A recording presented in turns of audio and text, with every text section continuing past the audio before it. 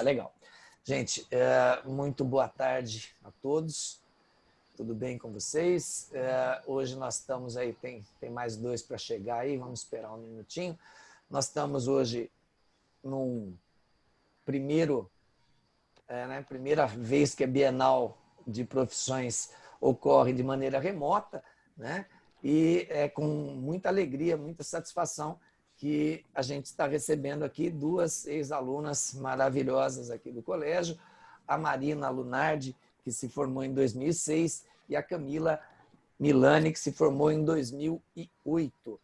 Então, eu fico muito feliz de encontrar duas ex-alunas aí que estão muito bem-sucedidas, estão aí trabalhando já nas suas profissões, e elas vieram compartilhar um pouquinho da experiência delas. Então, o esquema vai ser o seguinte, vai começar a Marina falando, né? Ela vai se apresentar, vai falar aí da formação dela em geologia, ela vai ter uns 20 minutos, depois a gente vai parar uns 10 minutinhos para perguntas, e depois entra a Camila, vai falar sobre engenharia de produção, 20 minutos também, com mais 10 minutinhos de pergunta.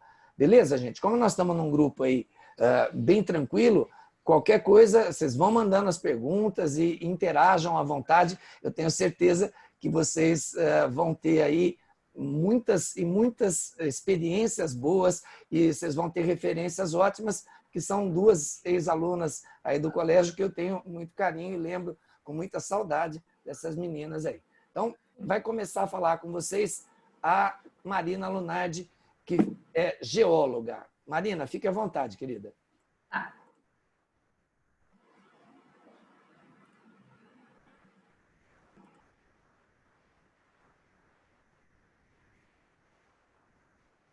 Bom, pessoal, então, muito prazer. Meu nome é Marina Lunardi. Obrigado ao colégio, de novo, né, por me chamar para participar da Bienal. Fico muito feliz de poder participar com vocês. Eu me formei em 2006, no terceiro ano, e fiz um ano de cursinho, logo depois eu entrei na Unesp em Geologia, e desde então eu não parei de estudar. Eu fiz mestrado e estou terminando meu doutorado agora. Então, como eu não tenho essa experiência do mercado de trabalho, eu vou falar para vocês sobre o curso, porque eu também dei aula, né, para geologia, né, durante o meu doutorado. Eu era professora de geoquímica. Então, eu vou falar para vocês como é o curso, o que o geólogo faz, e depois a gente entra nos tópicos, né, sobre as carreiras, né, do mercado de trabalho. Bom, então, a geologia, ela é a ciência que estuda a Terra. Não só a Terra, mas a gente também pode expandir isso para o universo, né? Como surgiu, quais são os materiais, a história, né, de formação da Terra. O curso, a gente divide, é um curso de exatas, né? A gente divide ele em 3 tipos de disciplinas, que são as básicas, que é matemática, química, física e biologia. As disciplinas geológicas, né, que a gente vai aprendendo logo no começo, que é a base de tudo que o geólogo vai fazer, que é mineralogia, petrologia, paleonto. E as disciplinas que a gente chama de profissionalizantes, né? O geólogo, quando ele se formar, ele vai trabalhar numa determinada área e ele vai se especializar em uma dessas disciplinas, né? E eu vou falar, não dá tempo de falar de todas, mas vou falar das mais importantes. Então, se eu puder definir geologia em uma palavra, eu definiria como versatilidade. A geologia, você pode escolher qualquer caminho que você quiser tomar durante o seu curso. Se você não gosta de paleontologia, você pode escolher estudar rochas. Se você gosta de vulcão, você pode fazer vulcanologia. Se você gosta de desastres naturais, se você prefere trabalhar com água, se você se preocupa com o meio ambiente, se você é uma pessoa que gosta de trabalhar com radioatividade, tem área para todo mundo. Eu vou passar pelos tópicos mais importantes do curso. Então, a gente começa sempre a geologia estudando sobre mineralogia, que é a base de tudo, né, para a gente. A gente aprende sobre os mais de 5.000 minerais que existem, né, que o homem conhece até hoje. A gente estuda as propriedades dele, a constituição, né, químicas, estruturas. A gente aprende a organizar eles em sistemas, né, cristalográficos. A gente aprende a ver os minerais em lâminas no microscópio. E isso foi um grande diferencial para mim na faculdade, porque eu já tinha tido aula de microscopia no QL, né? Então, eu já sabia como mexer com o microscópio. Então, eu tive um pouco de facilidade. Então, aqui tem exemplos de lâminas, né, de rocha que a gente coloca no microscópio para estudar. E a gente tem essas imagens, por exemplo, né, que são maravilhosas. E isso ajuda a gente a identificar os minerais, dar nome para essa rocha pela composição que a gente consegue ver. Uma profissão que sai da geologia é a gemologia, que é muito importante. É absurda a falta que faz os profissionais de gemologia, né? Principalmente em bolsas de valores, né? Que esses profissionais trabalham, né? Avaliando, identificando pedra preciosa. É um estudo bem difícil. Eu acho que só a USP aqui no Brasil dá um curso mais avançado sobre gemologia. São profissionais que são muito buscados pelas minerações também, né? Para avaliar as pedras preciosas. É muito interessante. Saindo dos minerais, a gente entra no estudo das rochas, né? Então, a gente aprende que elas se dividem em 3 tipos, que são as ígneas, sedimentares, metamórficas. O Brasil é um país muito rico em pedras ornamentais, que são o que a gente chama de... são popularmente, genericamente chamados de granitos, né? Mas não são só granitos. Uma das maiores exportações do Brasil são essas pedras ornamentais, né? A gente tem, quando a gente está no curso, a gente sempre vai fazer visita nessas cavas que fazem as explorações. É muito interessante. Aqui a gente tem um exemplo que é um dos mais caros do mundo, que é o granito azul Bahia. Ele é um sodalita cianito muito, muito raro. O preço do metro cúbico dessa rocha está em torno de R$ 2.500, dólares, desculpa. E isso tudo vai para fora. Aqui em Rio Claro, a gente tem um exemplar pequenininho dele que está na entrada da Igreja da Matriz, no chão, assim. É uma rodelinha azul, quem passar por lá pode olhar. É uma rocha muito, muito cara. E aqui a gente estuda na geologia não só as rochas da Terra, mas como as rochas de outros planetas, né?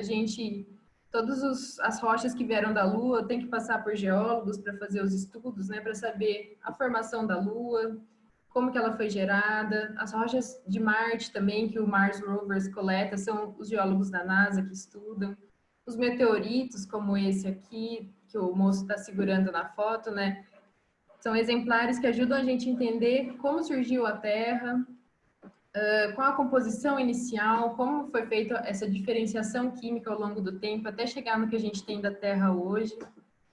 Então, a gente passa por tudo isso no curso. A gente vê um pouco sobre paleontologia também, que são o estudo dos fósseis, né? Que nós temos por aqui, que eles ajudam a gente a interpretar também a história, né, do planeta Terra até o que a gente tem hoje. Então, a gente tem espécimes em âmbar que estão totalmente preservados, que a gente consegue estudar. A gente tem pegadas no chão que ajudam a gente a entender, por exemplo, como era a anatomia desse animal, como ele se locomovia. É muito interessante. A gente estuda muito também os fósseis vegetais. Aqui, essas fotos que eu estou mostrando para vocês é de uma árvore que chama ginkgo biloba. Essa árvore ela é pré-histórica. Ela tem desde milhões de anos atrás até hoje. A gente pode ver embaixo, à direita, que a folhinha hoje é muito menor. Antigamente ela era muito maior, né? E isso ajuda a gente a interpretar por que isso aconteceu. Por que ela era grande, agora ela é pequena. Quais foram as implicações que ocorreram, né? Para essa evolução dessa árvore. O que isso tem a ver com o clima. A gente tem também exemplares de árvores petrificadas, né? Tem um parque nos Estados Unidos muito, muito legal dessa floresta petrificada. São árvores pré-históricas que ficaram lá por vários períodos geológicos. Então, os átomos de carbono saem da estrutura e entram átomos de sílica e você transforma aquilo numa rocha mesmo. É muito, muito legal. Tem a vulcanologia, né? O vulcanólogo é uma profissão que a gente não tem no Brasil, mas o pessoal que gosta disso, que se interessa por esses fenômenos naturais, pode fazer especialização para fora, né? No Havaí, eles têm bastante gente que estuda isso, né? Então, as pessoas vão lá e coletam a lava logo que ela extravasou, põe no potinho, leva para o laboratório e estuda aquilo para saber mais sobre os tipos de magma, composição. É muito bonito. Tem o geólogo que ele vai se especializar em estratigrafia. Como vocês podem ver, a estratigrafia aqui nessa fotinho, ela é uma sucessão de camadas que elas vão depositando, né, ao longo dos anos. E isso ajuda reconstruir a história do planeta, né? O geólogo que vai se especializar nisso, ele vai ter que ter um olhar muito crítico para interpretar pequenas nuances nesses estratos. Nisso entra muito o conhecimento de paleontologia também, que vai ajudar. O melhor exemplo que a gente tem de estratigrafia que eu posso dar para vocês é o Grand Canyon, assim. O Grand Canyon é o único lugar do mundo que ele tem todos os estratos empilhados desde o começo da formação da Terra até hoje. É o único lugar do mundo que a gente conseguiu preservar isso ao longo dos anos, que não foi perdido, que não foi erodido. Porque tudo que a gente tem nos outros lugares do mundo foram erodidos, né, pelos processos de intemperismo e não se conseguiu preservar. Então, é só no Grand Canyon que a gente consegue ver e estudar esse tipo de sucessão de camadas. O mapeamento, que é uma parte muito importante da geologia. Os geólogos que forem se especializar em mapeamento, eles têm que ter um senso crítico muito forte, se atentar a detalhe, porque para você fazer um mapa desses, por exemplo, você tem que sair com a sua mochilinha, com o seu martelo e tem que andar pelo campo, porque você vai trabalhar numa mineração, por exemplo, e o seu chefe vai falar para você, eu quero saber onde tem ouro, procura ouro para mim. Daí você vai ter que sair a pé e olhar e interpretar essa rocha aqui, talvez tenha, e daí você volta com esses dados para o laboratório e você transforma eles com softwares, né, nesses mapas estratégicos. E não só para isso, né, você tem 1000 possíveis mapas que dá para fazer. É muito legal, o pessoal gosta bastante de se aprofundar nessa área de mapeamento, especialmente o pessoal mais aventureiro, assim. Tem a geoquímica, que era a disciplina que eu lecionava na geologia, que você ensina a química de tudo, não só da Terra, mas desde o universo, assim. A gente começa ensinando cosmologia no curso, né? Que é desde do Big Bang, né? Que são da explosão até toda a composição da Terra, a composição das águas, como a gente pode ver aqui, por que isso acontece, né? Por exemplo, nesses geysers de Yellowstone, por que a gente tem essas camadas de deposição, o que a química disso quer dizer. Então, tudo é um reflexo, né, que a gente tem que prestar atenção nos detalhes da química, né, para falar, opa, por que isso está aqui?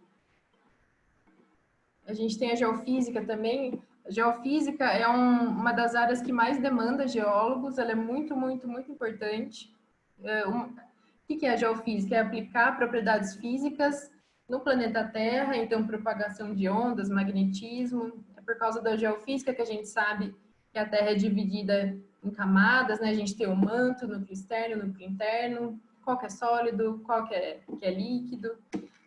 Tem todos os estudos de terremotos, né, de sismologia, para prospecção de petróleo, né, quando a gente vai procurar petróleo no mar, geofísica que a gente usa.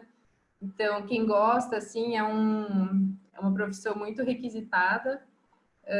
Então, por exemplo, aqui essa imagem, o navio, ele manda sinais, e os sinais rebatem nas camadas profundas, e ele dá um sinal, uma resposta diferente quando é o petróleo, né? Então, isso você gera perfis, assim, que para a gente pode aparecer, no primeiro momento, um borrão, mas o geólogo, o geofísico, que vai interpretar isso, ele tem que ter aquele olhar crítico porque uma pequena nuance pode ser um reservatório de óleo, né, que ele não pode perder isso, né? Então tem que ter muito treinamento. Tem o geólogo que vai se especializar em pedologia, né? A pedologia, ela nada mais é do que a formação de solos, né? Então, o que era rocha, o que foi rocha um dia, se intemperizou com os processos químicos e físicos e virou um solo. Daí a gente tem que entender como isso foi gerado. Então, por exemplo, aqui eu tenho uma notícia desse parque geológico da China. Parece até que a gente está vendo um Photoshop, né? Mas isso é real, isso é feito totalmente por intemperismo, né? Que a gente chama, que é essa reação química que vai tendo chove, seca, daí vem gelo, e a rocha vai respondendo a isso, né? Então, você tem processos de alteração, dependendo do mineral que ele tem na rocha, ele vai dar uma cor. Então, cabe ao geólogo, quando ele se depara com uma imagem dessas, de interpretar, né? Falar por que isso é assim, o que aconteceu aqui. Tem a geomorfologia também. O geomorfólogo, ele é responsável por estudar o relevo da crosta terrestre, né? Investigar por que isso aconteceu, por que aqui eu tenho essa parte mais plana, só que essa estrutura que está em cima se manteve, por que ele teve essa evolução. Então, a gente vê várias paisagens maravilhosas que a gente fica se perguntando às vezes, mas como que foi possível, né? De tudo sobrar só isso aqui, né? Essa escultura feita da rocha. Então, cabe ao geomorfólogo, né? Que é o profissional que vai estudar isso, desenvolver uma teoria de como foi a origem dessa rocha. Tem os geólogos estruturais, são muito importantes, porque eles também ajudam muito na busca por petróleo, né? Quando a gente tem essas dobras, o que a gente enxerga como uma dobra normal na rocha, o geólogo já tem que enxergar igual esse desenho de baixo aqui, né? Que tem todos os eixos e inflexões e ângulos. Aqui a gente tem a geotectônica, que é uma parte que eu acho muito interessante da geologia, né? Que é o estudo aprofundado da tectônica de placas, né? Como elas estão se movimentando, onde elas estão se afastando, onde elas estão se chocando, como elas batem aqui com os terremotos. Vocês podem ver todas essas bolinhas em verde, em amarelo, em laranja, são terremotos, né, na escala Richter. Então a gente vê onde eles se concentram mais, por exemplo, no Japão, assim, que é essa área do círculo de fogo, a gente pode interpretar eles juntamente com esse mapa de placas. A gente vê que o Japão está aqui no encontro de 4 placas, né? À toa que a gente chama essa zona de círculo de fogo do Pacífico, né? Tem uma tectônica muito ativa. Então, o geólogo que vai se especializar em geotectônica, ele vai estudar isso a fundo. Tem um outro profissional que é muito, muito importante, que é o hidrogeólogo, que vai ser a profissão do futuro, eu diria, assim, porque cada vez mais a gente está dependendo da busca pelas águas subterrâneas, né? E aqui no Brasil a gente tem uma riqueza enorme com o aquífero Guarani. Muitas cidades do estado de São Paulo já não conseguem mais captar água, né? Só de rios. Por exemplo, Araraquara e Ribeirão Preto são cidades quase 100% dependentes de água, de aquíferos. Então, tem que ser feito um estudo junto com a prefeitura, sempre, né, de manejo. Não pode ter uma exploração desordenada também, porque se você retira muito água, você acaba deixando a cidade suscetível a problemas de colapso, né? Pode abrir um buraco no meio da cidade, porque você tira toda a sustentação que a coluna de água fazia. Então, é um profissional muito em alta, que eu vejo até hoje, assim. A geologia do petróleo, né, que é o geólogo que vai se especializar nisso, é um dos profissionais mais bem pagos que a gente tem. Aqui eu coloquei uma fotinha, isso aqui são foraminíferos, que são fósseis, né, de de organismos bentônicos, né, que são eles que são os geradores do petróleo, né? Não é dinossauro, igual um monte de gente acha, assim. São esses organismos pequenininhos que formam o petróleo, então a gente estuda eles a fundo, a gente aprende como que eles acabaram virando o petróleo, né? A gente aprende técnicas de exploração, seja em terra ou no mar, né? Geralmente essa disciplina é a queridinha de todo mundo, né? Quem entra na geologia quer trabalhar com petróleo, são os melhores salários, acho. Tem geologia médica também, muita gente não conhece. A geologia médica, ela está ligada com problemas de saúde causados por fatores geológicos. Então, por exemplo, uma cidade que está sofrendo problemas de câncer e tem uma proximidade com uma mina de urânio, por exemplo, é algo que tem que ser investigado por um geólogo médico. Geologia de engenharia, que é muito importante, está muito em alta também, é o geólogo que vai estar sempre em cima, junto, acompanhando essas obras de engenharia, né, para avaliar o terreno, né, o solo, para falar se é possível ou não você cavar um túnel para passar o metrô, ou se nessa rocha é possível fazer uma estrada assim, como que é possível você fazer uma estrada que entra num penhasco igual nessa foto, ou como você sobe o morro, né? Qual que é o jeito mais seguro, se não vai ter perigo de deslizamento, como você faz uma represa, né? O geólogo tem que estar sempre junto para dar esse apoio, né?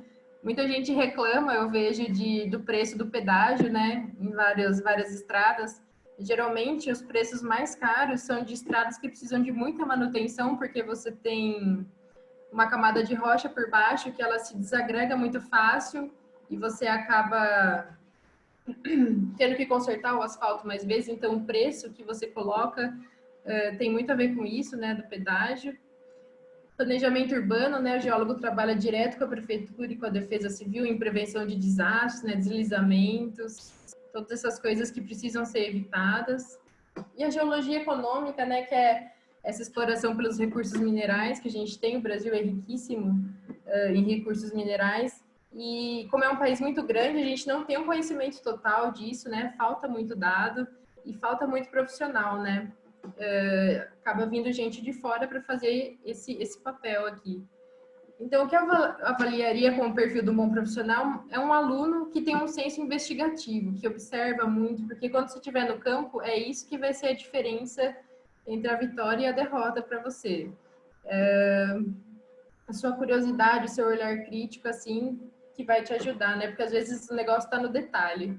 Tem que gostar de fazer atividade ao ar livre, né? A gente fica o dia inteiro, às vezes, no sol, né? Trabalhando. Aí tem que voltar pro laboratório e fazer trabalho de escritório. É muito importante também dominar a língua estrangeira, principalmente inglês, porque como a geologia é muito nova no Brasil, a gente não tem bons livros em português. Então, tudo que a gente estuda acaba sendo em inglês.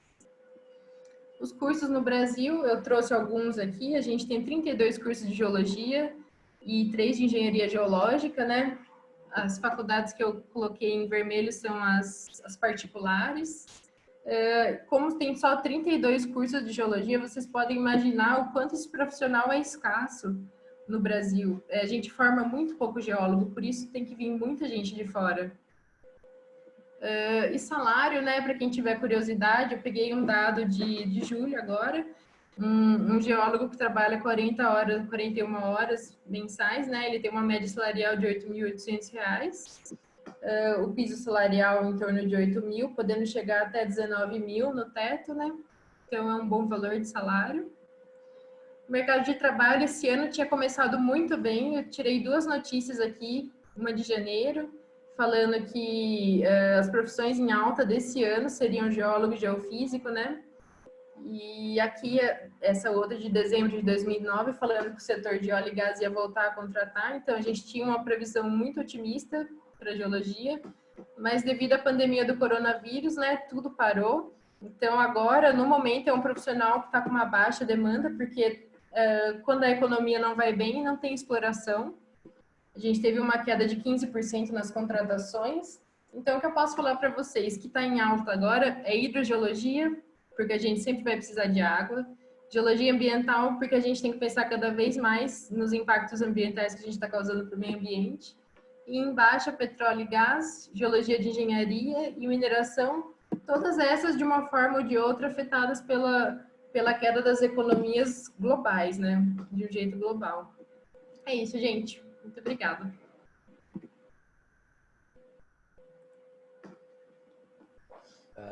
Ótimo, Marina. Adorei as imagens, inclusive. Cada foto legal, hein? Nossa, muito bacana. Tem umas boas. Tem ótimas, ótimas. E quando acabar a pandemia, eu vou passar lá na matriz para ver a pedra que você falou. Passa lá. É um bem pequenininho, azulzinho assim. Tá. Legal. Gente, eu estou aqui com as perguntas abertas. Maja, não chegou... Até agora não tem nenhuma aqui no meu caderninho, aqui no documento. Será que tem alguém? Deixa eu ver, tem uma aqui no chat, deixa eu ver. Para mim não chegou nada também, tá? Pessoal, se vocês quiserem fazer alguma pergunta aí, os alunos que estão presentes. Se surgir alguma coisa, quiser deixar para depois também. Quiser deixar para o final também, para fazer pergunta junto com a Camila. Marina, mais uma vez, muito obrigado aí pela sua participação. Obrigada, Badinho. Adorei. Obrigada. Conheci bastante coisa aí do curso que eu não conhecia. É muito legal, muito bonito. Muito obrigado mesmo pela gentileza aí. E, moçada, guardem aí se quiserem fazer perguntas no final. Então, aí eu vou apresentar para vocês a Camila Milani, que foi nossa aluna, se formou aqui em 2008 e ela é engenheira de produção e vai falar para vocês dessa carreira muito interessante, engenheiro 1001 utilidades. Vai lá, Camila, obrigado. Valeu, Mar. Então, Camila, fique à vontade. Pessoal, tudo bom? Prazer falar com vocês. Há 12 anos era eu e minha turma que sentava aí na cadeira, né, não online, né, na cadeira física mesmo do colégio, para ouvir dos profissionais. É uma honra estar aqui com vocês hoje, tá? Eu já adianto que a carreira da engenharia de produção, ela não é tão aventureira assim quanto a da Marina, na geologia, tá? Mas ela é bastante versátil também para o outro lado, tá? Vou contar um pouquinho da minha trajetória bem rapidamente. Então, eu formei no colégio em 2008, entrei na UFSCar, né, na Universidade Federal de São Carlos, campus São Carlos, em 2009, para fazer engenharia de produção. E no ano de 2011, meio de 2011 a meio de 2012, eu fiz intercâmbio no Politécnico de Milano. Fiquei um ano lá fazendo matérias em engenharia gestionale, que é o equivalente à engenharia de gestão aqui para o Brasil, tá? Exatamente de produção. E aí, eu hoje estou trabalhando numa consultoria e via essa consultoria, eu ia fazer um módulo de 7 semanas do MBA na Ohio State University agora em agosto, mas por conta da pandemia foi adiado e a previsão é que em janeiro de 2021, né? Mas nunca se sabe. Então, a vida aqui dos consultores também foi impactada, tá? Vou começar falando um pouquinho sobre o curso, tá? Isso aqui foi um diagrama bem caseirinho que eu fiz, mas é que é para ilustrar o quanto que o curso vai evoluindo e em quais temas, tá? Então, assim, no começo do curso, a gente tem uma base muito forte em matemática, física e química. São matérias, assim, básicas dos cursos todos de engenharia, tá? Então, acho que, pelo menos no UFSCar, a gente era poupado de algumas coisas bem mais específicas, por exemplo, geometria analítica a gente tinha, mas tinha algumas outras matérias que as outras engenharias elétrica de materiais tinham e a gente conseguiu escapar aqui, tá? Mas a base é muito forte em matemática, física e química. E essa carga ela vai diminuindo ao longo que o curso vai evoluindo, tá? Então, à medida que os semestres vão passando, essa carga básica de matemática, física e química, ela vai reduzindo também, tá? Ela é bem forte nos primeiros 2 anos, tá? A gente tem uma carga que ela é praticamente constante, mas ela diminui um pouco no final do curso, que é de matérias de tecnologia e ciência dos materiais, tá? E aí eu vou falar um pouquinho na sequência sobre a origem do curso da engenharia de produção. A engenharia de produção é uma das novatas das engenharias, né? Não é uma das engenharias mais tradicionais, uma mecânica, elétrica. Então, em várias universidades, ela derivou de engenharias mais tradicionais. E por derivar dessas engenharias tradicionais, ela carrega um pouco da carga de matérias junto com ela, tá? Na UFSCar, a gente derivou da engenharia de materiais. A engenharia de materiais, ela veio primeiro e depois foi criado o curso de engenharia de produção, bastante derivado. Então, a nossa carga na UFSCar de tecnologia e ciência dos materiais, ela é mais expressiva do que talvez nas outras universidades aqui, tá? E por tecnologia de ciências dos materiais, eu falo, tem três, processamento de materiais metálicos, processamento de materiais cerâmicos, processamento de materiais poliméricos, então tem uma série de matérias envolvendo processos mesmo físicos de transformação desses tipos de materiais, tá? E também o básico, né, que é um pouco de mecânica dos fluidos, que é entender como que os fluidos, né, e modelar como que os fluidos se comportam de acordo com a velocidade, viscosidade desse material, tá? E aí, por fim, que é a parte que a maioria das pessoas que fazem o curso de engenharia de produção estão mais interessadas, essa carga de matéria de business, economia e administração, tá? Que ela começa uma carga baixa no começo da faculdade e à medida que a gente vai avançando na duração do curso, ela vai aumentando, tá? Até que o pico dela é no 4º ano. E por que não no 5º? Porque no 5º a gente tem uma carga de estágio, tá? Bem representativa aqui, que é onde a gente sai à busca do primeiro emprego oficial aqui, e a gente divide isso junto com a graduação no último ano, tá? Que matérias são essas, né, de business, economia e administração? Elas substituem um curso de economia e administração? Não, não substitui, tá? Ela tem matérias básicas como contabilidade, como engenharia econômica, micro e macroeconomia, diferentes modelos de trabalho. Então, aqui entra uma parte mais business, não substitui, não tem tudo que uma economia, um curso de economia ou administração tem, mas tem muito mais do que um curso de engenharia de materiais, engenharia mecânica, engenharia elétrica, por exemplo, tem, tá? Então, hoje eu trabalho numa consultoria, vou falar um pouco à frente também, e a gente tem uma diversidade bastante grande em relação a diferentes tipos de engenharia, e a gente, da engenharia de produção, sai com uma certa vantagem em relação a essas engenharias a respeito de conceitos mesmo, de contabilidade, de custos, né, como são contabilizados os custos das empresas. Então, são conceitos que, na maioria das outras engenharias, isso são matérias optativas e concorrem com uma carga obrigatória de matérias mais técnicas, tá? Quando a gente fala da origem, né, dos cursos de engenharia de produção, que acabam carregando, né, a carga de matérias, a UFSCar, ela derivou da engenharia de materiais, como eu falei. Os cursos da USP, tanto de São Carlos quanto da Poli, elas derivaram da engenharia mecânica. Então, elas têm uma boa carga de engenharia mecânica também. Então, elas têm menos carga de tecnologia e ciência dos materiais e assumiram mais carga de engenharia mecânica. O curso da Unicamp, ele foi criado em Limeira, muito decorrente de uma necessidade de manufatura, engenharia de produção. Elas foram criadas juntas, mais independente das outras engenharias que estão em Campinas. Então, ela é um pouco mais isenta, ela é focada em manufatura aqui, tá, no Unicamp. E na Unesp, ela é derivada da mecânica também.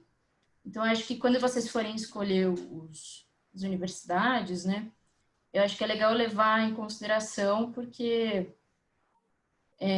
você vai ter mais ou menos de determinados assuntos dependendo do curso, tá?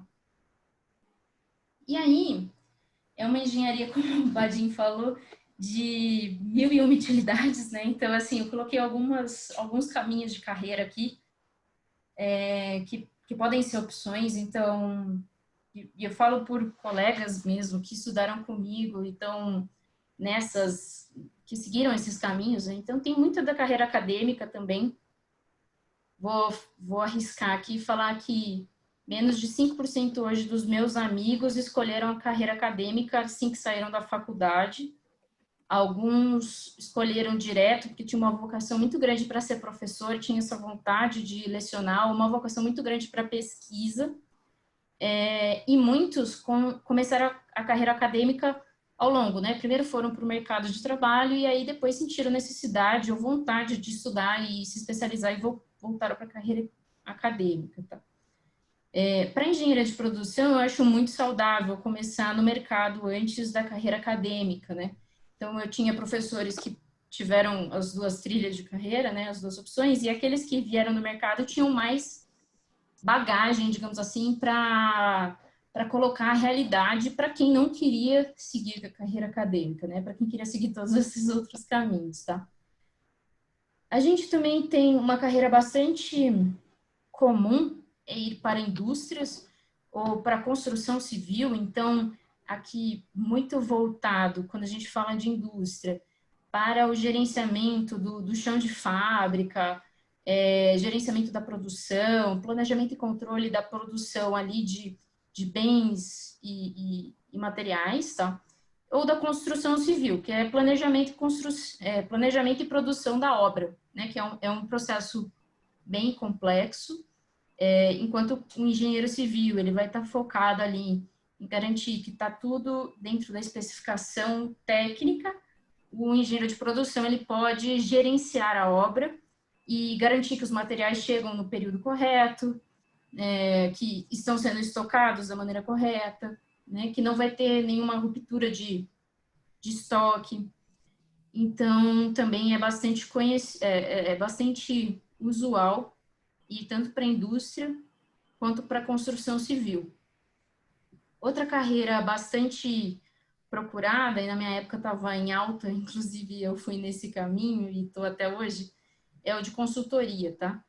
E o que é uma consultoria? Nada mais é do que uma empresa que é paga por outra empresa para resolver problemas ali de dentro. E aí as consultorias têm diversos tipos. Tem as consultorias estratégicas, que elas focam mais em problemas que afetam o todo da empresa, que olham um problema mais do macro. Tem umas consultorias de gestão, que é a que eu estou especificamente, que analisa a empresa tanto de uma esfera utilizando o estratégico, mas conectando com o tático e operacional para a gente conseguir implantar soluções, quanto consultorias mais operacionais mesmo, que às vezes substituem a mão de obra de uma empresa. Pode trabalhar também no mercado financeiro, então é muito comum, eu tenho muitos amigos que foram na engenharia de produção para o mercado financeiro, para bancos, gestoras de investimento. Justamente aqui precisa de um reforço na formação, né, mais do que nos demais. Áreas corporativas em geral, então eu tenho amigos hoje que trabalham em marketing, tenho amigos que trabalham nas áreas comerciais de empresas, que não está lá no chão de fábrica fazendo acontecer, mas está no corporativo, uma atuação mais de escritório, digamos assim, tá? E outra coisa que está bastante em alta agora é ou as pessoas saírem para empreender, normalmente não acontece logo que saem da faculdade, né, porque exige um certo capital.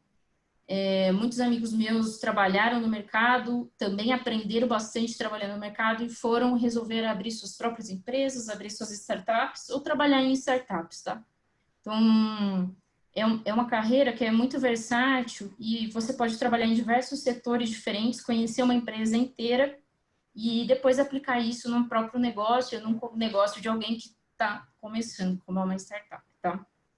E uma carreira pública mesmo, nada impede de você fazer um concurso público, tem várias carreiras públicas hoje que contratam, que o único requisito é engenharia no geral, né?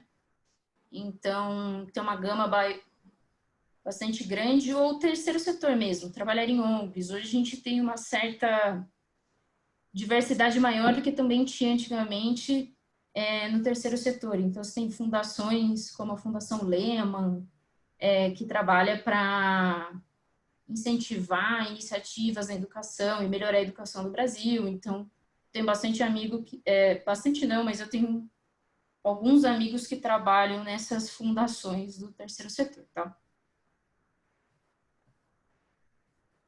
O ponto é, a faculdade não vai te preparar de maneira completa para todas essas carreiras e para nenhuma especificamente, tá? Então, é um pouco do que a gente fala aqui, né? O que é um bom profissional? É um cara, é uma pessoa que gosta de resolver problemas. Então, a engenharia, ela é um grande problema que a gente aprende a resolver problemas dentro da universidade, né? Então, a procurar onde pesquisar, a procurar como estruturar um problema, conectar diferentes contextos, usar analogias, aplicar soluções criativas. Então, um bom profissional, ele gosta muito de resolver problemas. Ele tem que ter muita curiosidade e vontade de aprender, então, porque assim, a faculdade não vai te preparar plenamente para nenhuma carreira. Ela vai te ensinar a aprender e você vai ter que ter vontade e curiosidade para continuar aprendendo o resto da vida, se você quiser se manter atualizado aqui em engenharia de produção, né? Então, assim, as tecnologias evoluem muito mais rápido do que as faculdades conseguem atualizar. Então, a vontade de aprender aqui, ela é pré-requisito, tá?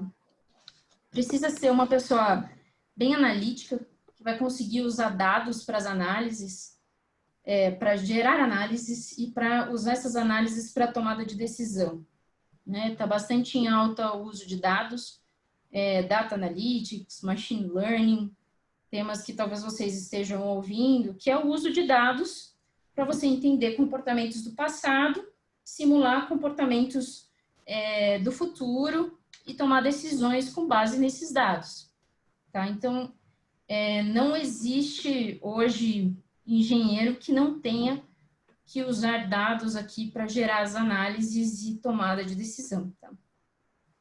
Eu pensei em colocar aqui uma pessoa boa, o próximo tópico, né? Uma pessoa boa com pessoas. Mas aí eu falei, nossa, é muito geral, né? Boa com pessoas. O que é uma pessoa boa com pessoas? No fim, tudo se resume um pouco à empatia com as pessoas, tá? Então, é uma carreira que a gente depende de muitas pessoas ao nosso redor para fazer as coisas acontecer, né? Então, e principalmente à medida que você vai crescendo, as suas responsabilidades vão aumentando, você não consegue mais fazer tudo sozinho, você precisa das outras pessoas. Então, precisa ser uma pessoa que consiga se colocar no lugar do outro, e saber lidar com essas vontades, saber falar, motivar, engajar as pessoas nas mudanças e na resolução dos problemas que você está enfrentando, tá? Eu acho que é muito legal também ter uma cabeça de sócio e ser uma pessoa comprometida. Então, vestir a camisa, mesmo você sendo um funcionário da empresa, você não se tratar como um funcionário, mas você se tratar como um sócio, né? O que as pessoas fariam? Não depender de um chefe que vai te falar para onde você tem que ir, mas você ter um senso crítico para falar, olha, o problema é esse, eu estudei, né? Eu conectei, eu já vivi coisas parecidas e eu acho que a solução do problema é essa. Vamos discutir? Vamos criar? Tá? Então, esse senso de cabeça de sócio, comprometimento, vestir a camisa, eu acho que é muito importante. E ser um profissional ético, né? Que é base para qualquer profissional. E também, quanto mais as responsabilidades vão aumentando, mais a gente fica exposto a situações de vulnerabilidade das empresas, né? Então, a ética ela é imprescindível para que as coisas continuem de maneira honesta, idônea, né? Eu acho que é a responsabilidade nossa como sociedade garantir que a gente passe adiante esse conceito. Então. E assim, um pouco da minha carreira, né? Quando eu estava na graduação, eu escolhi engenharia de produção porque eu sempre gostei muito de economia. Meu pai é economista, eu sempre discuti bastante com ele economia, acompanhei, e quando eu estava no segundo ano do colégio, eu falei assim, acho que eu quero economia, né? E aí, quando chegou a hora lá de se cadastrar para os vestibulares treineiros, né? Eu falei, gente, economia é um curso de humanas, mas eu gosto tanto de matemática, eu vou tão melhor nas matérias de exatas, que não faz sentido querer direcionar a minha vida toda para um negócio que não é o meu diferencial, né? Não é o meu forte. Então, eu escolhi engenharia de produção por estar nesse limiar, né? Entre as exatas, mas também com esse lado mais humanas, né? Mais economia, mais interpretação aqui das exatas, tá? E durante a graduação, eu tentei testar muitas experiências. Eu sempre fui uma pessoa que gostava de fazer bastante coisa ao mesmo tempo. Na graduação, assim, não foi diferente. Eu tentei fazer várias experiências diferentes para ver o que eu gostava mais. Então, eu fiz iniciação científica, né, que é uma parte mais de pesquisa, é um cheirinho ali, uma experiência de carreira acadêmica.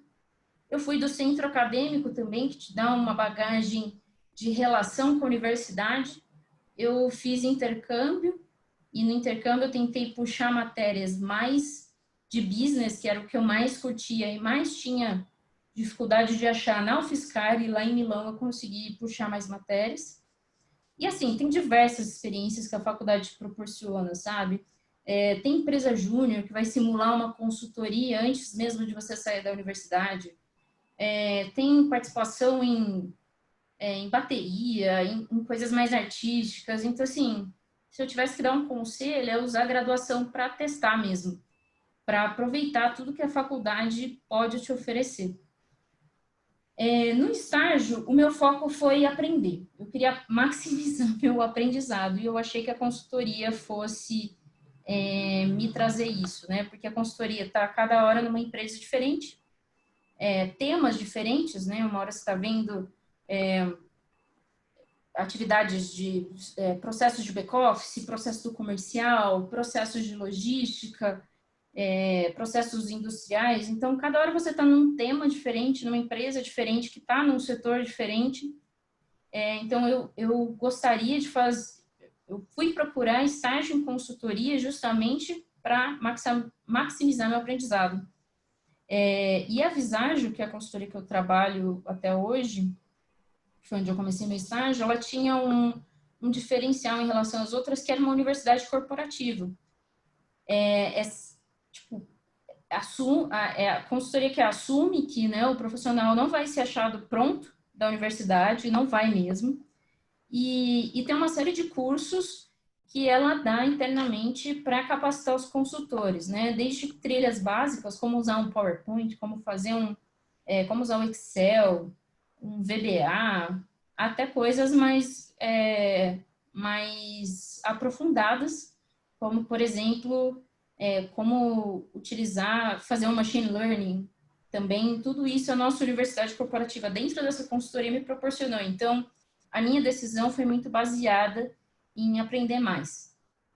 E ao longo do estágio, eu descobri que eu gostava de aprender. Então, eu fiquei na consultoria, na mesma que eu fiz estágio, continuei aprendendo e eu também incorporei a vontade de ter um propósito, né? Então, de saber que o que era o meu propósito foi muito um exercício de autoconhecimento, de saber assim, o que eu queria como carreira para minha vida, e não é um negócio simples de chegar, foi muita terapia e teste, erro e acerto, né?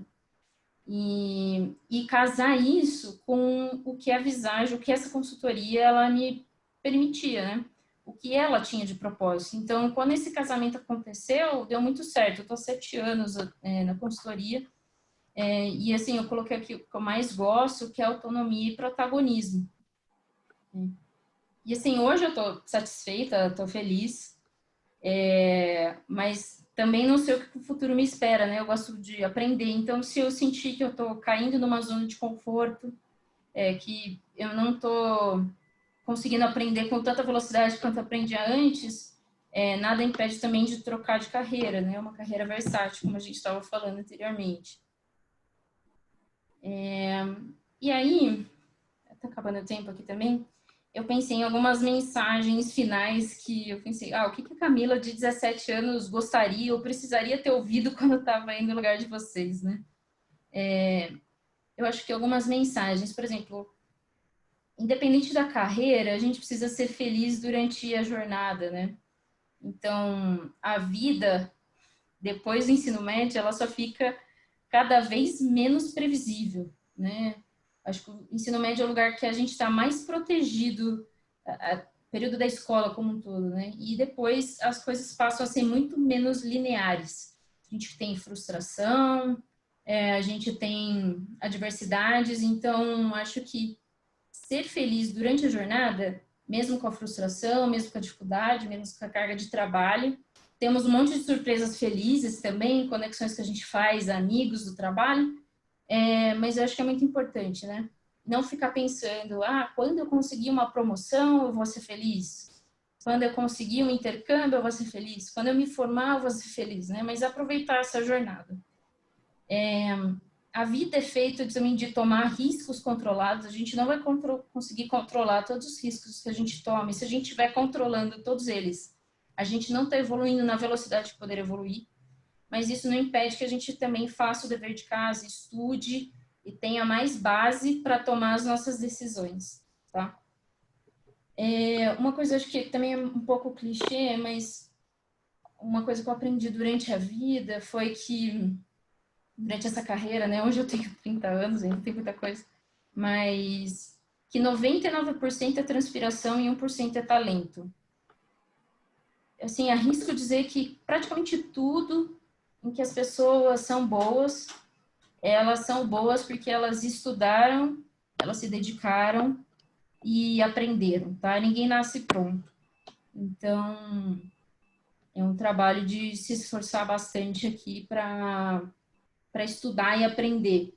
E não somente, eu tenho talento nisso, então vou fazer, né? Assim, ninguém nasce com o talento pronto.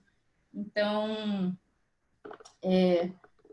se vocês têm vontade de fazer alguma coisa, é possível, tá? E buscar emprego é muito diferente do vestibular, né? A gente está acostumado a ter uma prova, né? Que você estuda, aí você presta um monte, e aí depois você escolhe para onde você vai. Emprego não é assim, né? Emprego você tem que alinhar o seu perfil com o perfil da empresa, e as decisões não são tomadas porque você é melhor ou pior que alguém, ou porque você tira uma nota maior ou menor, mas porque você está mais alinhado com o que a empresa procura ou não. Então, acho que é um conselho que eu gostaria de ter ouvido antes de começar essa busca por emprego, que eu acho que eu teria me frustrado um pouco menos. Bom, é um pouco disso que eu estava planejando falar para vocês aqui. Camila, ótimo. A gente agradece demais aí a sua participação. Muito obrigado mesmo. E eu, como professor, fico muito feliz de ver essas duas ex-alunas aí muito queridas e estarem cada uma trilhando aí o seu caminho e sempre aprendendo. Acho que isso é uma coisa bacana, viu, gente? Vai chegar aí 20, 30 anos de carreira e a gente sempre tem que estar aprendendo, porque é isso. Né? O bom profissional é aquele que está sempre aprendendo, sempre se atualizando. Deixa eu dar uma olhadinha aqui. Perguntas, vamos ver. No meu documento aqui, nenhuma. Gente, não chegou nenhuma pergunta por escrito. Deixa eu ver aqui no chat se tem alguma coisa. Não. Tá? A Marja está me dizendo que não houve nenhuma pergunta. Pessoal, se vocês quiserem aproveitar aí a ocasião, não sei, o pessoal que está aí, a Mila está aí, a Marina também. Alguém quiser abrir o microfone para fazer alguma pergunta, fiquem à vontade. Temos aí... Deixei meu e-mail pessoal aqui, se vocês também quiserem me mandar legal. alguma pergunta, quiserem algum contato, fiquem à vontade também para entrar em contato, conversar. Alunos, por favor, alguém tem alguma pergunta? Seu Guna chegou aí. Boa tarde, seu Guna. Seu Guna estava aí, não está mais. Tá Boa aí. tarde. Ô, seu Guna. Boa tarde. Eu estou repassando todas as palestras, então não dá para ficar o tempo todo assistindo a todas, né? Mas eu fico muito contente de ver tantos ex-alunos se apresentando aqui como profissionais e transmitindo sua experiência, seus valores aqui para a próxima geração, né? Que, como eu tenho constatado, nós temos cada vez mais meninas entrando nas profissões aqui. Outro dia, numa palestra que eu assisti, havia 30 participantes e dos 30, 27 eram meninas e só 3 meninos. Então, eu acredito que nós precisamos introduzir no colégio um curso para os meninos de cuidar da casa, trocar fraldas e cozinhar.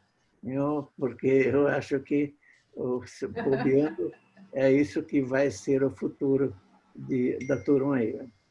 E a gente vê sempre que profissão é muito trabalho, a gente tem que resolver os problemas à medida que surgem e procurar sempre se atualizar e não querer ficar amarrado a velhos métodos e muitas vezes ideias antiquadas. Então, eu acho que esse contato dos nossos alunos aqui com as nossas profissionais, ex-alunas, é muito importante e eu fico muito grato a vocês por participarem aí conosco disso. Agora, as meninas, o problema delas é que nesta idade elas são um pouco tímidas. Então, eu sempre digo aos meus alunos que eu, quando tinha essa idade, era muito tímido também. E hoje eu sou tímido. Então as coisas mudam aí durante a vida. Tá, muito bem. Alguém agora se encorajou a fazer uma pergunta? Vamos lá. Nada? Bom, já aguardando aqui. Eu quero só agradecer mais uma vez em meu nome, em nome do colégio, a participação aí da Marina Lunardi e da Camila Milani. A Marina foi nossa aluna e formou em 2006, né? E a Mila 2008, e as duas estão aí, cada uma na sua área e atuando, e é um constante aprendizado. A gente sempre tem que estar atualizado, porque esse é o tipo de profissional que o mercado exige hoje. Então, é isso. Milão, tem alguma coisa? Podemos fechar? O Edson está por aí? Sim, Badinho. Acho que podemos sim, mas eu quero mais uma vez agradecer. Eu acompanhei parte da palestra, tá? Eu vejo aí com muita satisfação de como as meninas falam bem, né? Então, além de ter aprendido aqui, continuaram aprendendo também a falar em público, né? Que isso é muito importante em qualquer profissão, tá? Então, eu vejo essa desenvoltura, eu fico muito contente também, orgulhoso, né? E sei que chamei aí as pessoas certas para palestrar para a gente. Obrigada, Milão. Obrigada, seu Gunnar. Obrigada, Badinho. Obrigada, Marina. Eu agradeço demais. Obrigado, gente. Valeu. Tchau, tchau, pessoal. Obrigada. Tchau, gente. Até mais. Um abraço. Obrigado. Tchau, tchau, tchau. Muito obrigado.